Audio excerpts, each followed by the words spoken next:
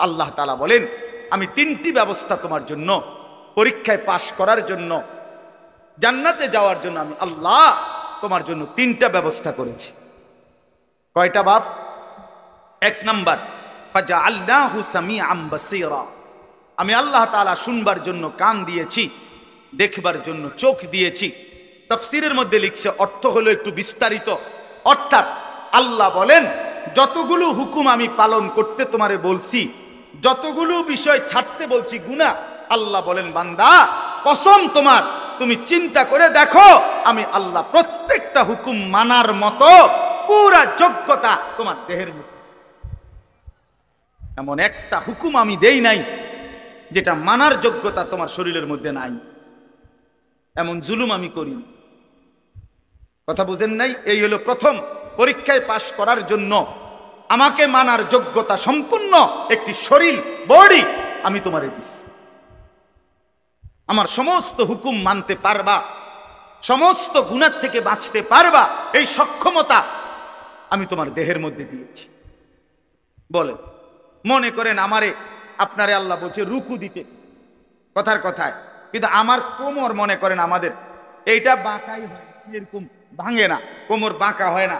তো এরপরে যদি বলতো সেজদা দাও, একটা কলা গাছের যদি বলতো সেজদা দাও, একটা তাল গাছের যদি বলতো সেজদা দাও, আমারও যদি এরকম তাল গাছের মতো সোজা বানাইতো, যেটার মাঝখান দিয়ে কি হয় না, বাঁকা হয় না, তাইলেন এটা জুলুম, তাইলেন এটা অন্যায় হইতো যে আল্লাহ আপনি আমার কি করলেন, কইলেন রুকু দিতাম, আমি কেমনে রুকু দিতাম, আমার তো কোমরে বাঁকা হয় না। কথা বোঝেন নাই? আপনি আমারে বললেন সেজদা দিতাম, আমি তো নিচের দিকে যাইতারি, আমার দেখ কনুইও ভাঙ্গে না, হাঁটুও ভাঙ্গে না। বলেন, এমন যদি হতো তাহলে না জুলুম হইতো। কিন্তু আল্লাহ তাআলা আমাদেরকে নামাজ পড়ার যোগ্যতা আমাদের শরীরের মধ্যে দিয়েছেন কিনা? একটা ছেলে বলো, ভাই আল্লাহর দোহাই, এই মুসলমানের বাচ্চা, যদি মার পবিত্র দুধ খেয়ে থাকো, বলো তোমারে আল্লাহ তাআলা নামাজ পড়ার যোগ্যতা তোমার শরীরের মধ্যে দেয় নাই? তাহলে বেঈমান নামাজ পড়ো না কেন? কেন নামাজ পড়ো না? আমি দাঁড় করাই, এখানে তো অসংখ্য ছেলে এখানে আছো, এখন চেহারা দেখলে বোঝা যায় তোমার ওই চেহারার মধ্যে তো হাইওয়ান আর জানোয়ারের চেহারা, যেই হাইওয়ান আল্লাহকে সেজদা করে না।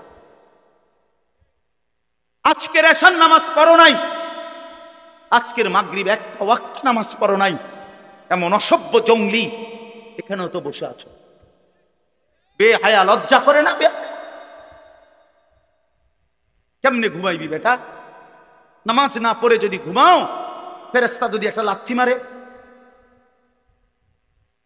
ফেরেশতা যদি একটা লাথি মারে, ফজরের নামাজ না পড়ে যে ঘুমাও, ফেরেশতা যদি একটা ঘুমের মধ্যে রেখে লাথি দেয়। ফেরেশতা ঘুমের মধ্যে রাইখা কোনো জাতিকে ধ্বংস করে নাই? কথা বলেন না কেন? ঘুমের মধ্যে রাইখা কোনো জাতিকে ধ্বংস করছে কিনা? কওমে লুতকে ঘুমের মধ্যে রাইখা ধ্বংস করছে, কওমে সামুদকে, কওমে সালেহকে, কওমে শুআইবকে, এই চারটা জাতিকে আল্লাহ তাআলা ঘুমের মধ্যে রাইখাই শেষ করে দিয়েছে। আল্লাহ আমাদেরকে মাফ করে দেন। আমার কথা রাগ করো না ভাই, উদ্দেশ্য তোমার লগে কোনো ঝগড়া করা না, আমি কোনো কাজে লাগছি না, ঠিক কিনা বলেন না কেন? মাকসাদ কি? আপনাগুলোকে আমার ঝগড়া দীর্ঘ 20টা বছরের বেশি হবে, আজ থেকে 20 বছরের উপরে হবে এই জমিনে আমার আসা যাওয়া, সুখে দুঃখে, আনন্দ বেদনায়, মূল্যায়ন অবমূল্যায়ন, সর্বাবস্থায় আমি আসছি আল্লাহর দয়া।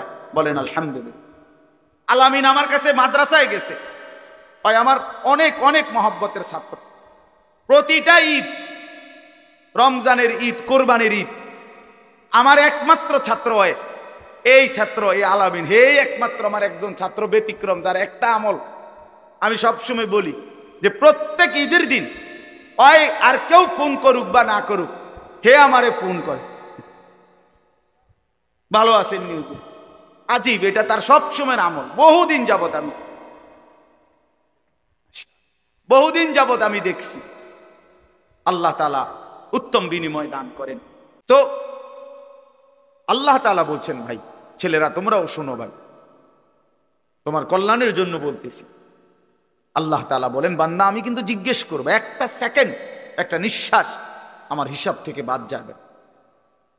লাকাদ আহসাহুম ওয়া আদ্দাহুম আদ্দা। আল্লাহ তাআলা বলেন আমি তোমাদেরকে বেষ্টন করে আছি এবং তোমাদের পুরা জিন্দেগি গুনে গুনে রাখছি, গুনে গুনে।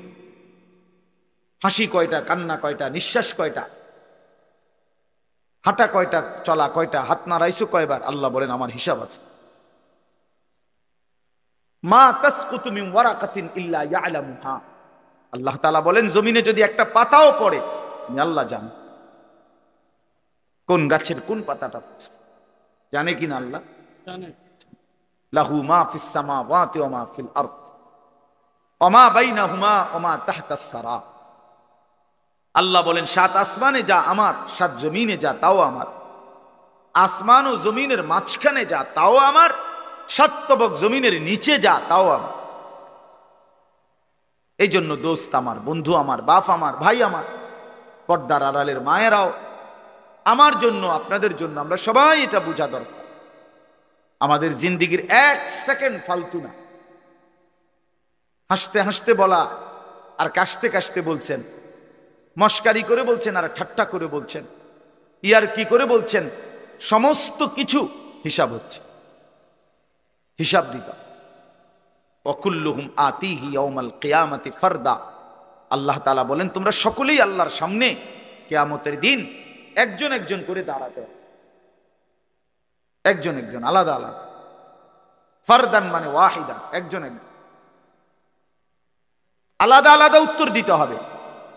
সুম্মা লাতুসআলুন্না ইয়াউমাইদিন আনিন নাঈম।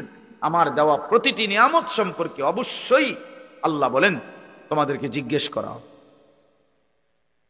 হাসরের ময়দানে আছে আল্লাহ ফেরেশতাদেরকে বলবে ওয়াকিফুহুম ইন্নাহুম মাসউলুন।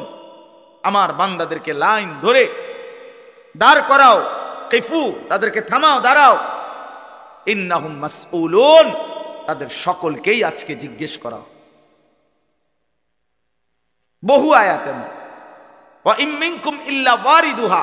আল্লাহ বলে তোমাদের একজনও এমন হবে না, নবী বলো, রাসূল বলো, আউলিয়া বলো, ইমানদার বলো, নাফরমান বলো, প্রত্যেককেই ফুলসিরাত পার হইতো, পার হইতো প্রত্যেককেই। তার আমল নামার মধ্যে প্রত্যেকে হাতে নিতে হবে, হয় ডান হাতে নয় বাম হাতে। প্রত্যেককেই মিজানের পাল্লার সামনে আসতে হবে তোমার আমল নামা ওজনের জন্য। আল্লাহ তাআলা বলেন বহু মানুষ তার আমল নামা নিজের জিন্দেগির কর্মকাণ্ড মিজানের পাল্লায় দিবে ওজনের জন্য। আহা, আল্লাহ বলে কাফের, বেঈমান, নাফরমান, পাপী, ফালা নুকিমু লাহুম ইয়াউমাল কিয়ামাতি ওয়াজনা। সেদিন কিয়ামতের দিন মিজানের পাল্লাতে তাদের সারা জিন্দেগির সমস্ত কর্মকাণ্ডের এক বিন্দু কোনো ওজন আসবে না, 100 গ্রামও হবে না, 100 গ্রাম। জিন্দিগিটা শুধু ভাত তরকারি আর বন বিড়ি আর চা বিস্কুট আর ভাত, ঘর বাড়ি বাজার ব্যবসা চাকরি টাকা রোজগার এর মধ্যেই শেষ করে দিছে।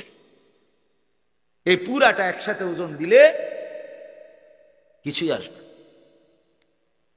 কিছুই আসবে। আল্লাহ তাআলা ফামান সাকুলাত মাওয়াজিনুহু ফাহুয়া ফি ঈশাতির রাদিয়া ওয়া মান খাফফাত মাওয়াজিনুহু ফাউম্মুহু হাওিয়া। যার মিজানের পাল্লায় আমল ভারী হবে সে অনন্তকালের সুখের জান্নাতে বসবাস করবে। যার আমল নামায় মিজানের পাল্লা আমল নামা হালকা হবে তো সে জাহান্নামের নির্মম ভীষণ আগুনের মধ্যে নিক্ষিপ্ত।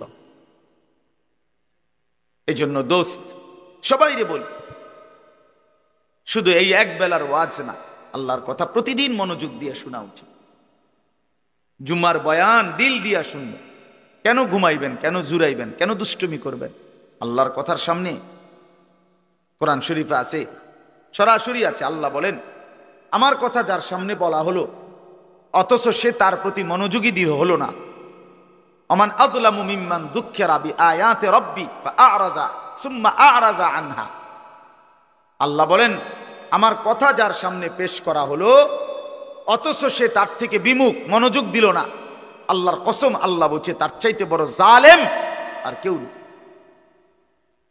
ওটা নিকৃষ্ট জালেম, ওটা সীমা লঙ্ঘনকারী বেয়াদব, যার সামনে আমার কথা বলা হচ্ছে অথচ সে আমার কথার প্রতি মনোযোগী না। কার সাথে গাদ্দারি করছিস ভাই? কার সাথে?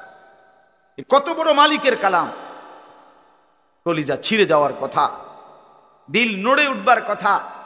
তাকশাইরু মিনহু জুলুদুল্লাযীনা ইয়াখশাউনা রাব্বাহুম। আল্লাহ বলে, কোরআন তো আমি এমন নাজিল করেছি, আমার ইমানদার বান্দা যখন শুনবে তো তার শরীরের চামড়ার উপরে যেই পশমগুলো আছে সেগুলো দাঁড়ায় যাবে।